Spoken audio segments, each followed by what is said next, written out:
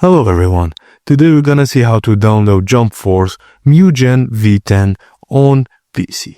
Firstly, visit the official download page for Jump Force Mugen V10.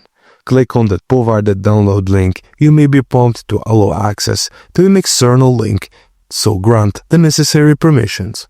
Choose your preferred download server such as Mediafire or Google Drive. Select the destination folder for the download. By default, files are typically saved in the Downloads folder. Ensure you have a stable internet connection. Navigate now to the folder containing the downloaded file. Use a file extractor tool to open it. Then locate the executable file, often named Jump Force Mugen.exe, and double-click on it. Follow any on-screen instructions to complete the installation process, and after that, launch the game to ensure it runs correctly. Configure your preferred controls, choosing between keyboard and joystick options.